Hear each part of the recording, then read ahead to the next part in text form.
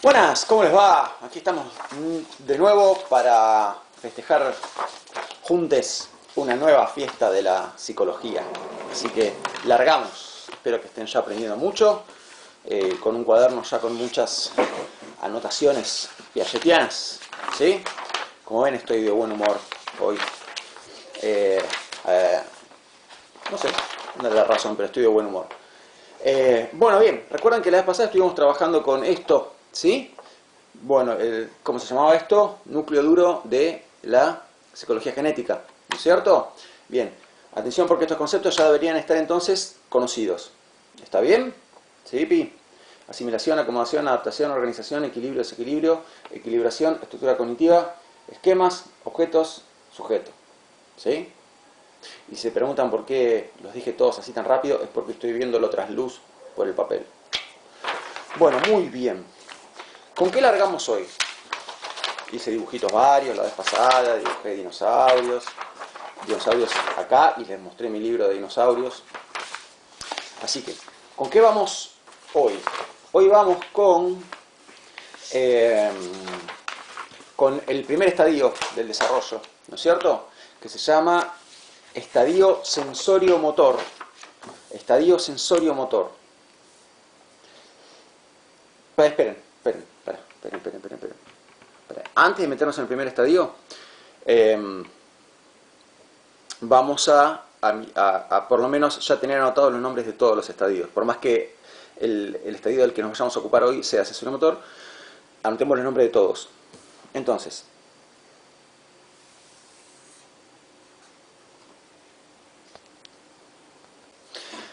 si esto que está acá representara la línea del tiempo, ¿sí? Y tuviéramos en esta línea del tiempo el desarrollo de la vida de una persona, para Piaget, el desarrollo psicológico comprende 4 estadios. Estadios es algo así como decir fases, ¿no es cierto? Entonces, son 4. Acá ponemos el 0 de comienzo de la vida. El primero de estos estadios comprende de los 0 a los 2 años. El siguiente va de los 2 a los 7. El siguiente va de los 7 a los 12. Y el siguiente va de 12 en adelante y no se termina en ningún momento. ¿Está bien? Esta es la idea. Entonces, 0 a 2, 2 a 7, 7 a 12 y 12 en adelante. Muy bien. ¿Cómo se llaman estos estadios? Atención a una cosa que yo siempre les digo. Tengan en cuenta ustedes que cuando Piaget le pone nombre a algo, por algo le pone el nombre que le pone a eso. Entonces, si ustedes saben prestar atención a los nombres de los estadios, se van a dar cuenta de que ya el nombre del estadio te tira una pista, ¿no? Un codo, un sobre por abajo de la mesa. ¿Para qué? Para ya tener una idea de qué se trata ese estadio, ¿no es cierto? Entonces,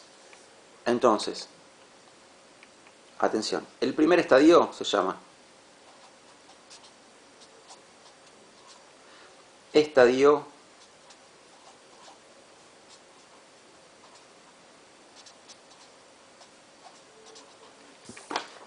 sensorio-motor, que es del que vamos a hablar hoy, ¿sí? Por eso digo, ya el nombre sensorio-motor les está dando muchas pistas acerca de qué pasa en ese estadio. Hay que saber prestar atención al nombre, ¿ok? Bien. El siguiente estadio se llama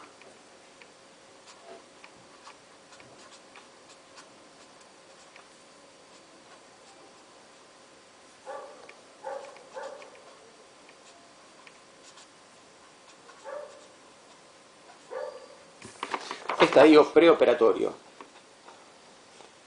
Estadio preoperatorio. Bien. El siguiente se llama estadio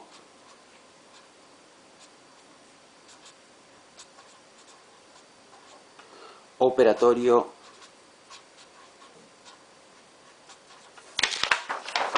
concreto. estadio operatorio concreto. Atención porque a veces escucho estadio preoperatorio concreto, no existe eso, ¿no está? Si me dicen estadio preoperatorio concreto en el examen final, yo les voy a decir, ¿perdón? Así que, atención a eso, ¿está bien? Es un estadio que no existe, preoperatorio concreto.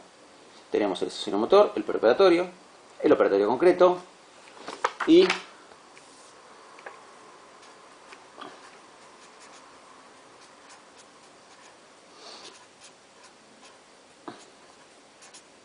el último, que es el estadio operatorio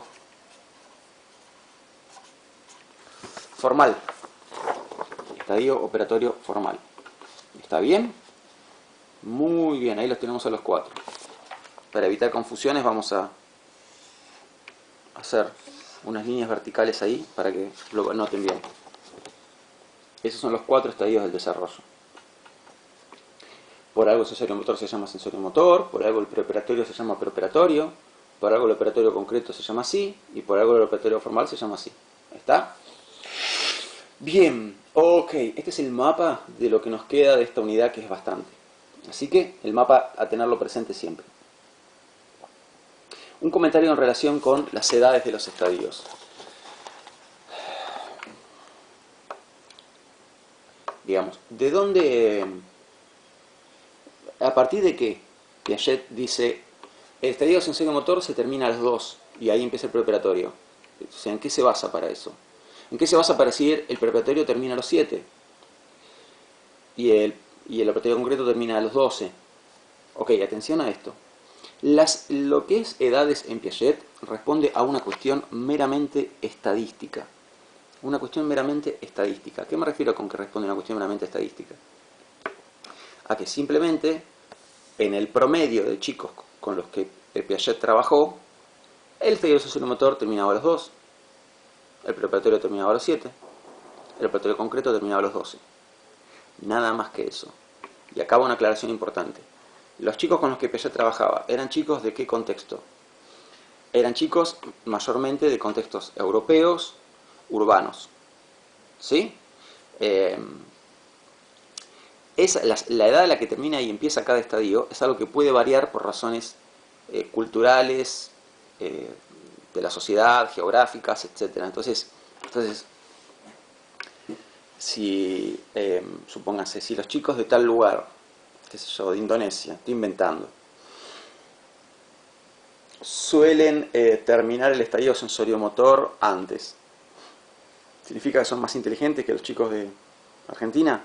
No, es simplemente, esos números varían dentro de ciertos límites, más vale, ¿no? O sea, ningún chico te va a terminar el estadio sensoriomotor al año, eso no existe. Pero estas edades, que son siempre aproximadas además, ¿sí? Estas edades son aproximadas y tampoco los cambios se dan de manera brusca. Entonces, cuando decimos que el chico termina el estadio sensoriomotor alrededor de los 2 años, ¿qué estamos queriendo decir? Lo que estamos queriendo decir es que, primero, el promedio de los chicos con los que Piaget trabajó terminaba el estadio sensoriomotor a esa edad.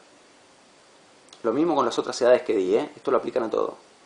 Entonces, cuando decimos tal estadio termina a tal edad, ¿qué quiere decir? Quiere decir que el promedio de chicos con los que Piaget trabajó, que eran, repito, de contextos urbanos, ¿sí? Y de chicos europeos, terminaba tal estadio a tal edad.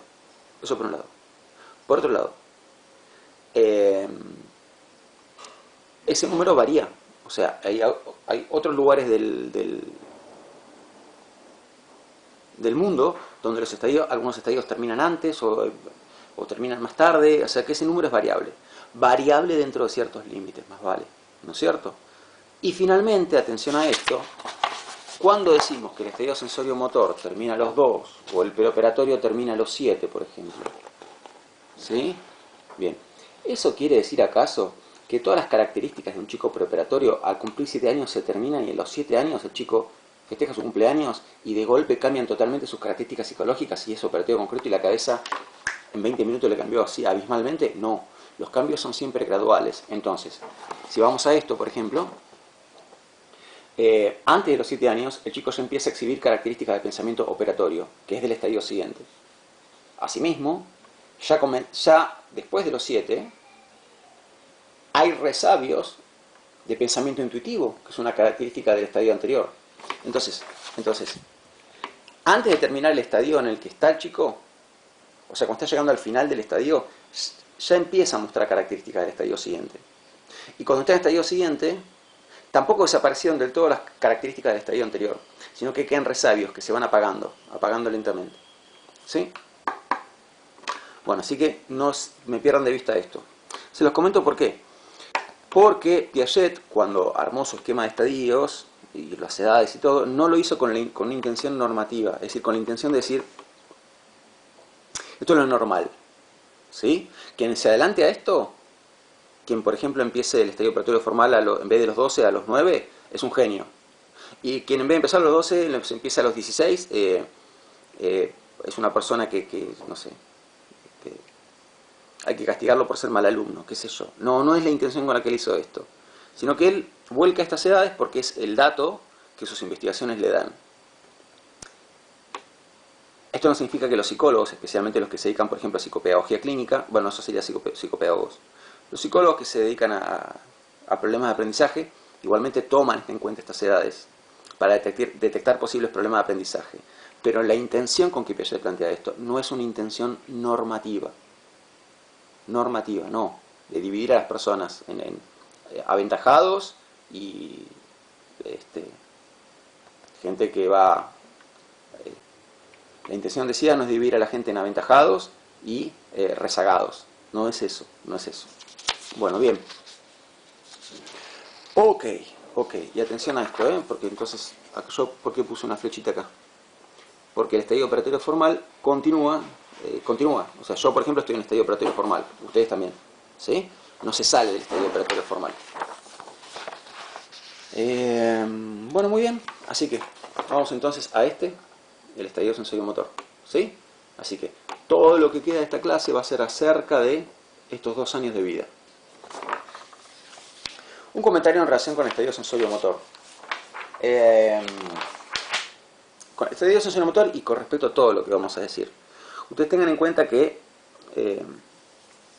Piaget, digamos, el desarrollo desde el punto de vista de Piaget es una parte de esta materia, no es la totalidad de la materia. Entonces no es la intención, o sea, ustedes tienen que, para probar esta materia, tienen que saber todo lo que vemos en esta materia, pero hay mucho más por saber. Entonces, ¿por qué digo esto? Porque, lo digo para aclarar que las cosas que vamos a explicar sobre los estadios del desarrollo, ¿sí?, están en cierto modo más resumidas que... o sea, se podría profundizar más. Esto es lo que quiero decir. ¿Por qué? Porque el texto que usamos para esto, ya lo habrán visto en la bibliografía, es 6 estudios de psicología. ¿Sí? Y en 6 estudios de psicología está la explicación de los estadios que da Piaget, pero la explicación que da es una explicación bastante resumida. Y esa explicación resumida es lo que queremos y es lo que nos sirve en esta materia. Entonces, bueno, este es el texto, ¿sí? Dentro de los 6 estudios, el primer capítulo es una conferencia que dio Piaget, que igual larga la conferencia, una serie de conferencias en realidad, que explica los 4 estadios del desarrollo, y aparte del núcleo duro y demás. Entonces ¿por qué digo esto? Porque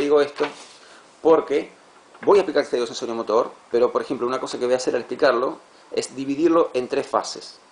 ¿Sí? Entonces, el estadio sensorio-motor lo voy a explicar, pero van a ver que yo lo divido en 3 fases. O sea, 3 como fases dentro del estadio sensorio-motor. Entonces, ¿por qué digo esto? Porque se puede dividir en más fases, se puede profundizar más. ¿Está mal entonces dividirlo en 3 fases? No es que está mal. Es lo que hace Piaget en 6 estudios. ¿Por qué? Porque en 6 estudios lo que Piaget quiere hacer justamente es explicar su teoría de manera más o menos resumida a gente que no es especialista en psicología genética. Bueno, entonces eso es lo que vamos a hacer nosotros. Vamos a cubrir los 4 estadios, abordar los 4, Y por más que por momentos parezca mucho lo que estamos explicando y parezca como que demasiado para estudiar, sepan que es una versión resumida de la teoría, se puede profundizar más. El estadio, yo siempre digo, como ejemplo, que cuando yo estudié psicología, para estudiar estadio sensoriomotor, tuve que usar un libro que se llama El nacimiento de la inteligencia en el niño. En ese otro libro, Piaget divide el estadio sensoriomotor en el doble de fases, no en 3, sino en 6 fases. O sea que Piaget es mucho más detallista en ese otro libro, acerca del mismo estadio. Entonces, ¿eso significa que decir que el estadio sensoriomotor se divide en 3 fases está mal? No, no está mal, porque el propio Piaget así lo explica en 6 estudios. Es una versión más resumida de la teoría. Listo, esto es lo que quiero decir. ¿Está bien? Sobre todo, ¿por qué? Porque si después el día de mañana, no sé, conversan con otra persona que tuvo psicología en otro lugar o en otra carrera y llegan a ver que a la otra persona le explicaron psicología por ejemplo, el estadio sensoriomotor como un estadio compuesto de 6 fases, no es que el otro profesor le mintió a su alumno o yo les estoy mintiendo a ustedes. Son dos maneras diferentes de explicarlo. Yo opto por la que es un poco más resumida, un poco más sintética. ¿Ok? Bueno, muy bien, listo, ya está, basta de preámbulos. Vamos entonces con el estadio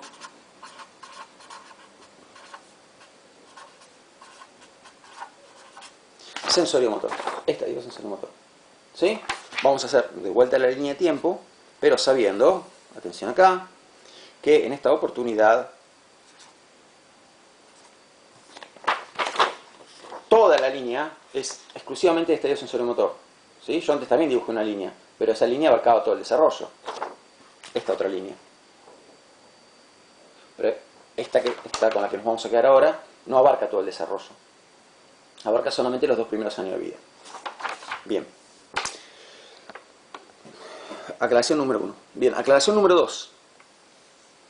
Cuando Piaget explica el estadio sensoriomotor, lo divide, ¿sí? Voy a usar una hoja nueva porque esto así como que no me va a servir.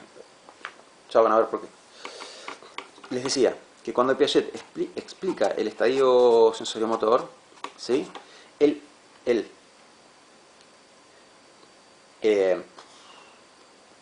A ver, quiero ver cómo lo explico sin marearlos. Un momentito. Esperen que hago de vuelta esto.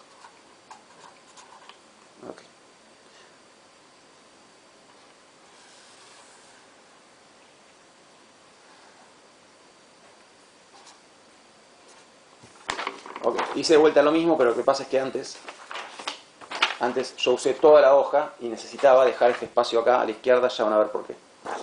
Entonces, óiganme, presten atención por favor. El estadio está dividido en 3 fases, ¿sí? En 3 fases.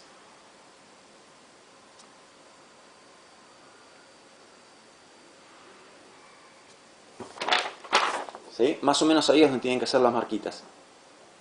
Esas 3 fases no duran las 3 lo mismo. Fíjense que la más corta es la primera, la segunda es más larga que la primera y la tercera es la fase más larga de las 3. Así que más o menos por ahí es por donde irían las marquitas. Ya les voy a decir de qué edades estamos hablando, más adelante cuando llegue el momento. Pero más o menos por ahí tienen que estar las marquitas. ¿Ok? Bueno, entonces Piaget divide el estadio sensoriomotor en 3 fases, pero cada una de estas 3 fases se puede estudiar desde 2 puntos de vista diferentes. Es como una moneda que tiene 2 caras, ¿no es cierto? Entonces, cada una de estas 3 fases se puede estudiar desde el punto de vista intelectual o bien desde el punto de vista emocional y social. Entonces, son las 2 caras del desarrollo para Piaget. ¿Qué voy a hacer yo? Yo voy a usar la línea horizontal, ¿sí?, para marcar esa división. Entonces, del lado de arriba, por ejemplo, arranco con la primera fase, ¿sí? Vamos a explicar la primera fase desde el punto de vista intelectual, y todo lo que pertenezca al punto de vista intelectual lo voy a anotar acá arriba. Y luego vamos a explicar la primera fase desde el punto de vista emocional, afectivo y social. Y eso lo vamos a anotar abajo. ¿Está bien? Entonces son las 2 caras del desarrollo. Luego vamos a pasar a la segunda fase y vamos a hacer lo mismo. Vamos a anotar qué dice Piaget sobre esa fase desde el punto de vista intelectual, etc. y qué dice desde el punto de vista afectivo y social. ¿No es cierto? Y lo mismo con la tercera. Entonces, yo voy a hacer acá, para que quede claro esto,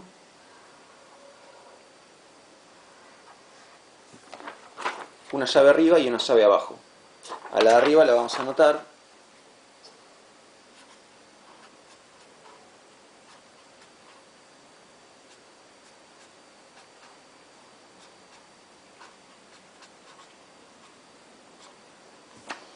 aspecto intelectual.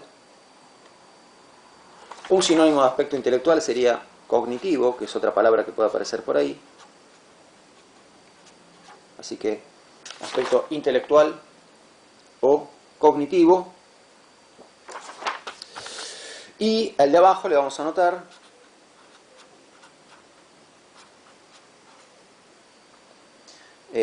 aspecto emocional, afectivo, que es sinónimo de emocional, y social. Ahí va. Bien. Entonces vamos a escribir este estadio desde ese punto de vista y desde este punto de vista. Lo mismo acá, desde este punto de vista, de este punto de vista. Y de este punto de vista y de este punto de vista. ¿Sí? Entonces esta es la manera en que nos vamos a organizar. Ok. Bueno, entonces, desde el punto de vista intelectual y cognitivo, ¿qué ocurre al principio de la vida? En esta primera fase, ¿no? Les aclaro que esta primera fase dura aproximadamente 2 meses. Aproximadamente, es un número aproximado, ¿sí? ¿Está bien? 2 meses, 1 mes y pico, a veces. Así que vamos a anotar entre 1 y 2 meses, es un número muy aproximado. Entonces, ahí está. 1-2M, o sea, entre 1 y 2 meses. Bien. ¿Qué pasa desde el punto de vista intelectual en esta primera fase? Bien. Lo que ocurre es que en esta primera fase lo que hace el chico es ejercitar los reflejos. Así que es la fase de la ejercitación de los reflejos. Fase de la ejercitación de los reflejos. Bien, vamos a hablar un poquito de esta ejercitación de los reflejos.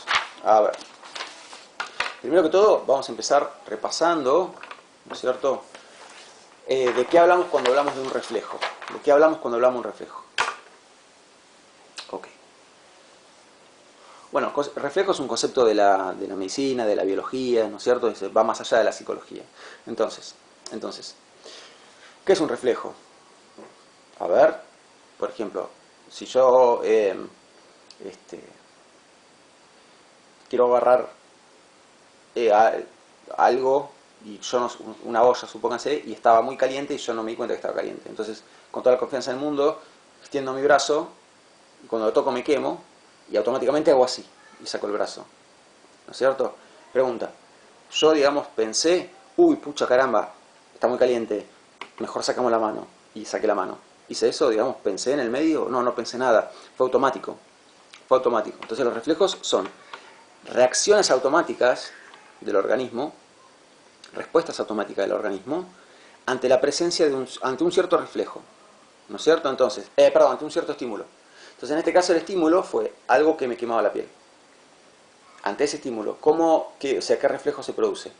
El reflejo de quitar rápidamente, apartar rápidamente la mano del objeto que quema. Eso es un reflejo, ¿sí? Si ustedes en este momento me ponen una linterna en el ojo, mi pupila se va a contraer. Eso es un reflejo también. ¿Por qué?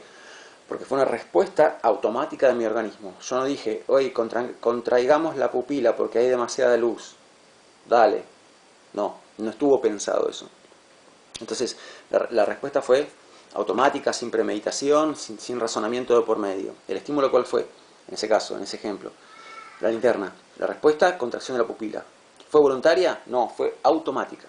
¿Sí? Los reflejos son respuestas involuntarias, o lo mismo, automáticas.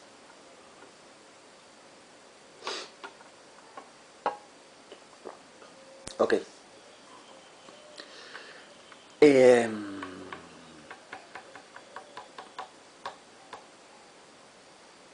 Ahora, volvamos a... Ya está, ahí está explicado el concepto de reflejo. Volvamos al bebé. Cuando el bebé llega al mundo, tiene, atención a lo que les voy a decir, tiene esquemas. ¿Te recuerdan esta palabrita de la vez pasada? Es una palabra del núcleo duro. Esquemas era un concepto del núcleo duro que nos quedó anotado en la hoja que usamos la vez pasada. Uy, ¿dónde la dejé? Aquí está. ¿Sí? ¿Recuerdan que hablamos mucho de los esquemas? Y dijimos que nuestra estructura cognitiva está llena de esquemas y para vincularnos con el entorno que nos rodea, ¿qué hacemos? Aplicamos esquemas a los objetos. Esa aplicación de un esquema puede funcionar, en cuyo caso hay una asimilación, o fracasar. ¿Sí? Si esa aplicación fracasa, ¿por qué fracasó? Porque yo necesitaba de un esquema que no tenía. ¿Sí? A través del ensayo y error yo puedo lograr adquirir ese esquema que me estaba faltando, con lo cual mi estructura cognitiva gana un esquema más.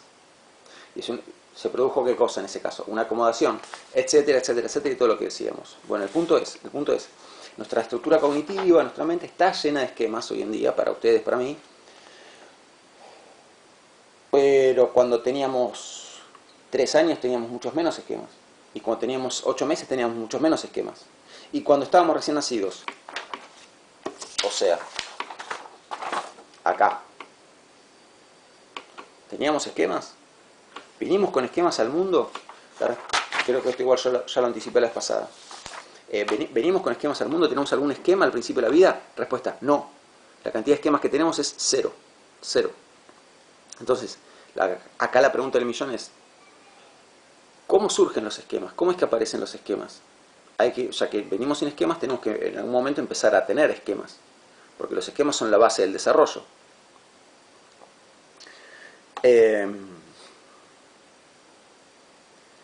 Bueno, entonces, ¿qué tiene que pasar para que aparezcan los esquemas? Si el chico no los tiene.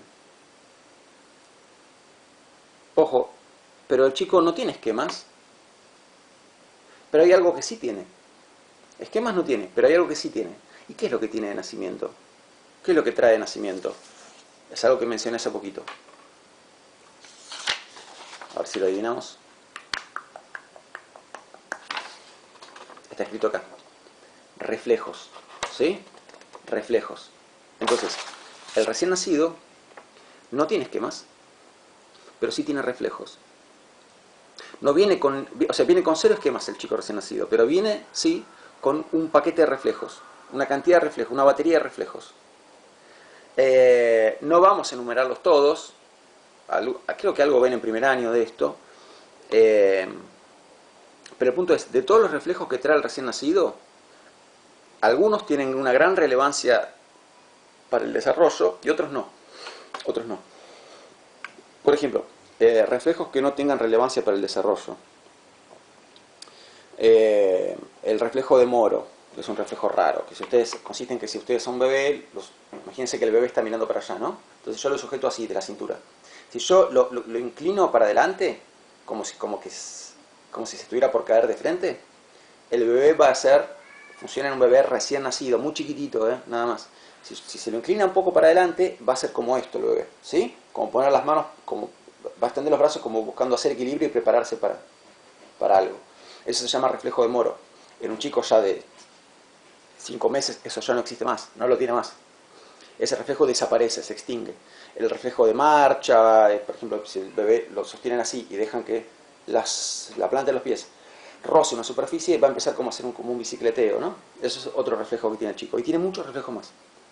El punto es, de todos esos reflejos que tiene el recién nacido, ¿cuáles son los que tienen relevancia psicológica, importancia para el desarrollo? Bien, son dos. ¿Sí? Son 2 reflejos que son como los reflejos estrella para el desarrollo. Y, ¿cómo se llaman? Se llaman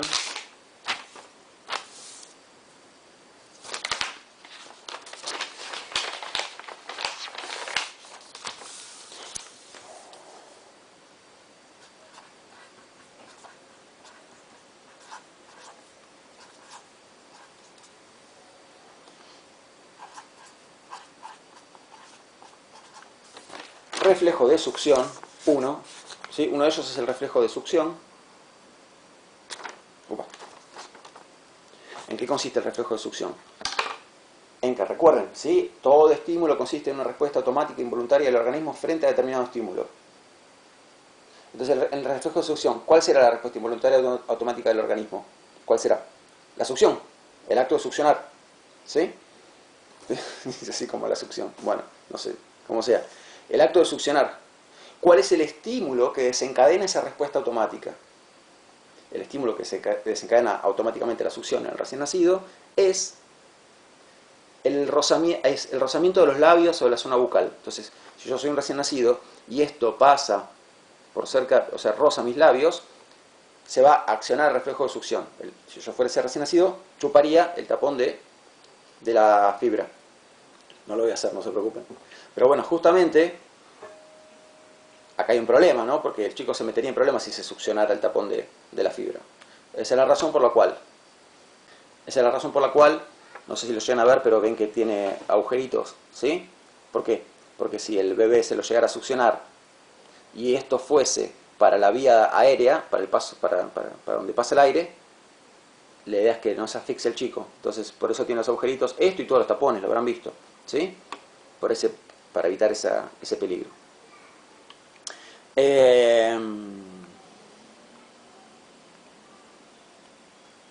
Bien.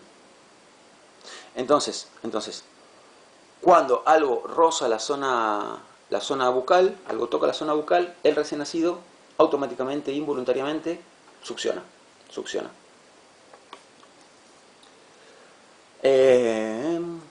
Bueno, listo. En eso consiste el reflejo de succión. Vamos al otro. Iba a decir algo, pero se me escapó. Bueno, ya está. No me acuerdo qué iba a decir.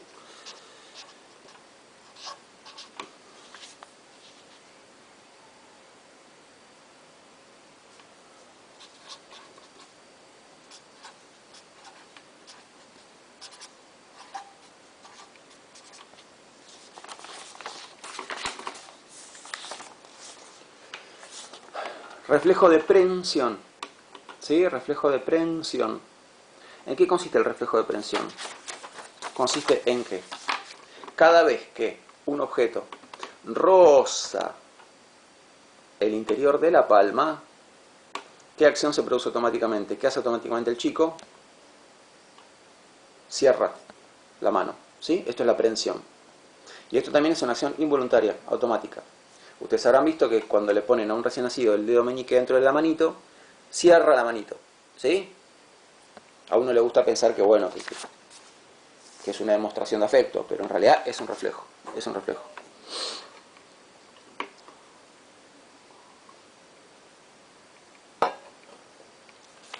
¿Por qué? Porque de todos los reflejos que trae un recién nacido al mundo cuando nace, los que tienen más relevancia desde el punto de vista del desarrollo psicológico son el de succión y el de prensión. ¿Por qué será? ¿Por qué será que el reflejo de Moro no tiene gran relevancia para el desarrollo? ¿Por qué será que el reflejo de marcha no tiene gran relevancia para el desarrollo? En cambio, el reflejo de succión es muy importante y el reflejo de prensión también es muy importante. ¿Por qué? Escúchenme esto. Son tan importantes, ¿por qué? Porque a través de la ejercitación del reflejo de succión y del reflejo de prensión, se va a producir el nacimiento de los primeros esquemas. Son tan importantes porque a través de su ejercitación, si se los ejercita, se ejercita el reflejo de succión y se ejercita el reflejo de prensión, van a nacer de allí los primeros esquemas de la vida.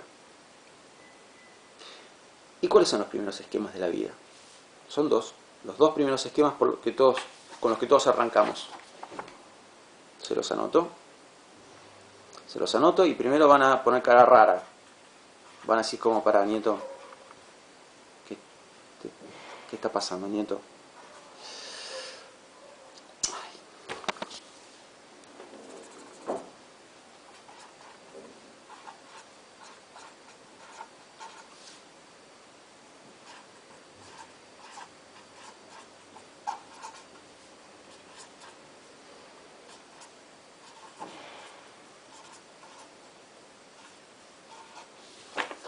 Ok, Ok, esquema de succión y esquema de prensión. Esto que está acá es un error que tuve y lo taché, ¿sí?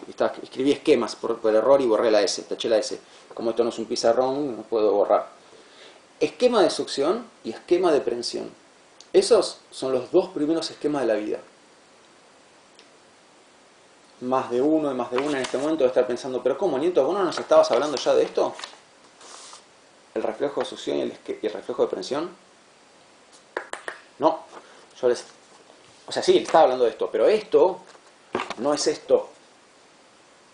El reflejo de succión no equivale al esquema de succión. Y el reflejo de prensión no equivale al esquema de prensión. Así que atente ahí, ¿eh? Entonces,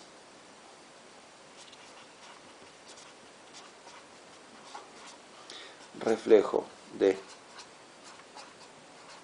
succión no es lo mismo que el esquema de succión. Y el reflejo de prensión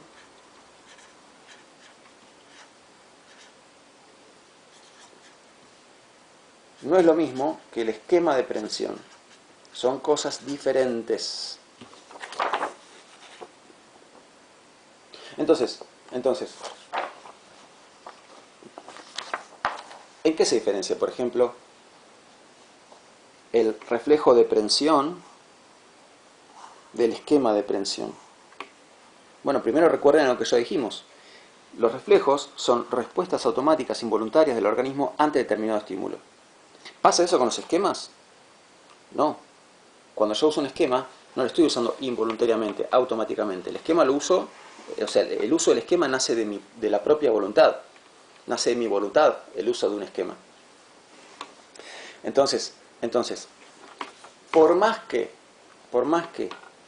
tanto en el reflejo de prensión como en el esquema de prensión, la acción desde el punto de vista motriz sea la misma, esto no es lo mismo. ¿Por qué? Porque hablamos de reflejo de prensión cuando involuntariamente se produce esto al darse el estímulo indicado, que en este caso sería el rozamiento del interior de la palma. Ahí hubo reflejo, no es un acto voluntario del sujeto. En cambio, si yo soy este recién nacido y hago así, tengo este objeto cerca y hago así, hago esto. ¿Ven la diferencia? Yo estoy queriendo agarrar esto, hacer prensión en esto. Y eso es muy diferente a hacer prensión de manera automática e involuntaria. Entonces, la diferencia parece sutil, pero es fuertísima. Es fuertísima. Y lo mismo con la succión. Entonces, una cosa es que un objeto roce esta zona y se produzca involuntariamente la succión, y otra cosa es que el chico voluntariamente empieza a succionar cosas. ¿Está bien? Bueno, entonces, desarrollar estos dos esquemas es uno de los más grandes desarrollos, más importantes desarrollos, logros, del desarrollo. ¿No es cierto? Estos son los dos primeros esquemas de la vida, el reflejo de succión y el esquema de succión y el esquema de prensión. Los dos primeros reflejos de la vida. ¿Cómo nace el esquema de succión y cómo nace el esquema de prensión? El esquema de succión nace de la ejercitación del reflejo de succión. Entonces, para que nazca el esquema de succión, tiene que ejercitarse el reflejo de succión. De tanto repetir el reflejo de succión una y otra vez y otra vez y otra vez, en algún momento el chico va a empezar voluntariamente él a succionar cosas. Cuando ocurre eso, ya estamos en presencia no del reflejo de succión, sino del esquema de succión. Y lo mismo ocurre en el caso de el reflejo de prensión. La ejercitación permanente del reflejo de prensión hace que aparezca en algún momento el esquema de prensión. Entonces, ejercitar esto es requisito para que nazca este esquema. Y ejercitar esto es requisito para que nazca este otro esquema. Y cuando nacieron estos dos esquemas, ya tenemos los dos primeros esquemas de la vida, que son la base de todo lo que vamos a aprender después. Un comentario así como al costado. A ver, si atamos cabos acá. Si para que nazca esto, o sea, sabemos que estas dos cosas son la base de todo el desarrollo posterior, porque son los primeros esquemas de la vida. Si para que nazcan estos dos esquemas hace falta que se ejerciten estos dos reflejos. ¿Qué hace falta a su vez para que el chico ejercite los reflejos? No sé si me siguen. Hay que lograr estos dos esquemas. Hay que lograr que aparezcan. ¿Por qué? Porque son la base del desarrollo que viene después. ¿Ok? Para que aparezcan, ¿qué hace falta? Está claro, que se ejerciten estos dos reflejos. Pero ¿qué hace falta a su vez para que se ejerciten estos dos reflejos? ¿Qué hace falta para que se active un reflejo? El estímulo indicado. Entonces, para que se ejerciten estos dos reflejos, hace falta la estimulación correspondiente. ¿Y esa estimulación de dónde viene? Obviamente del entorno del chico. Entonces, para que estos dos reflejos se activen, el chico tiene que recibir los estímulos necesarios. Y esos estímulos le vienen del entorno, de los seres que lo rodean fundamentalmente.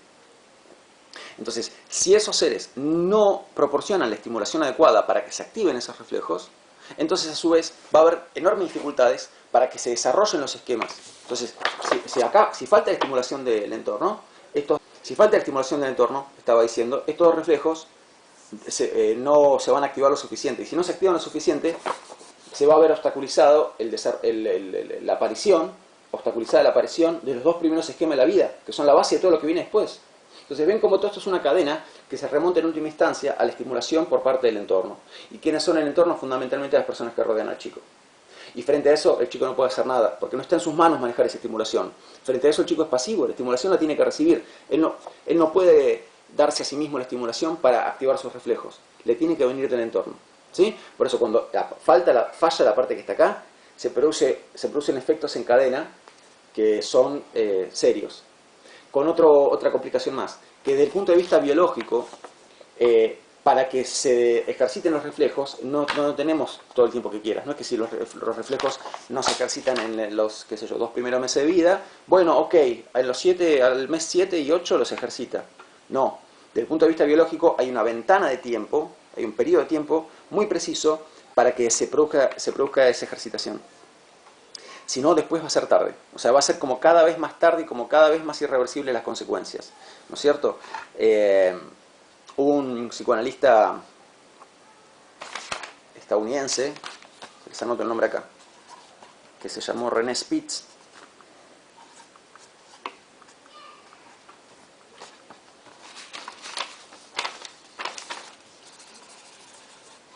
Acá les anoto el nombre, René Spitz. ¿Sí?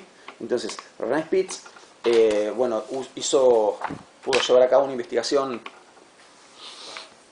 bastante interesante, donde vio cosas como muy tremendas acerca de, ¿qué fue lo que pudo ver Spitz? A ver, los pongo un poquito de contexto. Spitz tuvo la oportunidad de trabajar en una institución del Brasil, cuya función ¿cuál era? Recibir a los bebés de madres solteras que entraban a cumplir condena en la cárcel. Entonces, estos bebés eran bebés que no tenían a nadie en el mundo. Quiero decir, como mucho solamente a su madre. Y la madre entraba a cumplir condena por un delito. Entonces quedaban completamente solos. ¿Qué hacía esta institución? Los recibía. ¿Sí? Y lo que pudo ver Spitz es cómo lamentablemente se iba produciendo un deterioro en el desarrollo del chico. Y había cosas que debían aparecer en el desarrollo y no aparecían. Aclaro que en esta institución los chicos tenían nutrición completa y cuidados médicos completos. Pero ¿qué le faltaba? Le faltaban seres que estaban todo el tiempo alrededor suyo, como ocurre en el desarrollo normal de un chico. Eso no lo tenían. Y al no tenerlo, no recibir esa estimulación y tras tantas cosas más, se iban produciendo consecuencias en el desarrollo. ¿Sí? Y lo que podía ver Spitz, aparte, era hasta qué punto esas consecuencias eran reversibles. Porque ocurría que a veces, supóngase, la madre entraba a cumplir una condena corta, ¿sí? De 3 meses. Entonces, lo que veía Spitz era como, a partir del momento en que la madre volvía a estar en contacto con el chico, muchos de los síntomas que el chico había empezado a desarrollar empezaban a desaparecer, eran reversibles. Pero hay un punto en que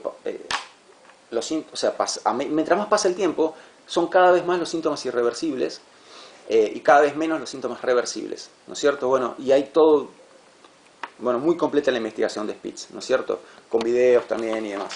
Así que para la persona que le interese, no es un tema en el que vayamos a ahondar, ya está, comento esto simplemente porque valía la pena comentarlo, pero ahí tienen si quieren investigar.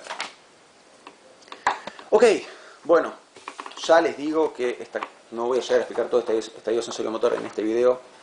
Va a quedar explicado en 2 videos diferentes.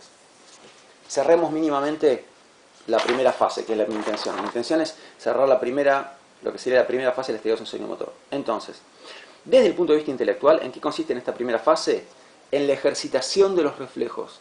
Hay que ejercitar los reflejos. ¿Para qué? Para que nazcan los esquemas, los primeros de la vida, que ¿cuáles son? Estos dos. Entonces, ¿qué reflejos hay que ejercitar? Fundamentalmente estos dos. ¿Para que nazcan qué? Los primeros esquemas. En esto consiste la primera fase. ¿Sí? Y este trabajito abarca aproximadamente los primeros 2 meses de vida. Mes y pico, 2 meses. ¿Cuándo podemos decir que el chico dejó esta primera fase y pasó a la siguiente? Cuando nacieron los esquemas. Entonces, cuando ya tenemos un chico con esquemas, ¿cuáles? Estos.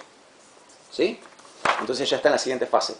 Cuando el chico ya está activamente, voluntariamente, chupando cosas y agarrando cosas, ese es un chico que ya está en la siguiente fase, porque ya está usando esquemas, logró desarrollar los esquemas. ¿Está bien? Eso ya no son reflejos, son esquemas. Ok, y vamos ahora a explicar la primera fase del estadio sensorio-motor desde el punto de vista intelectual, social. Ok, el video se me cortó cuando yo estaba por explicar esto. ¿Sí? ¿Qué falta de explicar? Falta de explicar la primera fase del estadio sensorio-motor desde el punto de vista emocional, afectivo y social. Y es la fase de las emociones primarias para Piaget. ¿Sí? Emociones primarias. ¿Qué serían las emociones primarias? Serían las emociones más básicas de la vida. Tales como, por ejemplo, miedo. ¿Sí? Miedo, euforia, ira. ¿No? El chico no tiene emociones complejas o sofisticadas, porque es un recién nacido. O sea, estamos hablando de recién nacido. Entonces no va a experimentar emociones tales como rencor, celos. No.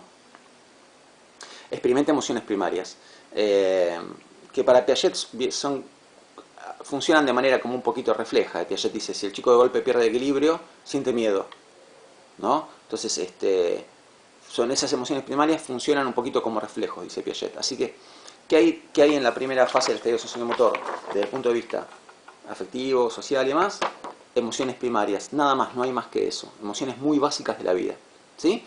Que funcionan, vuelvo a decir, un poquito como actos reflejos. Y no dice más que eso Piaget, porque tampoco hay mucho más para decir sobre el tema.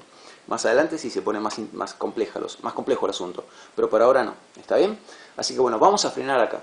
En la próxima clase, digamos, nos vamos a ocupar de esto que quedó acá, ¿sí? Así que les mando un abrazo grande, cuídense, nos vemos la próxima.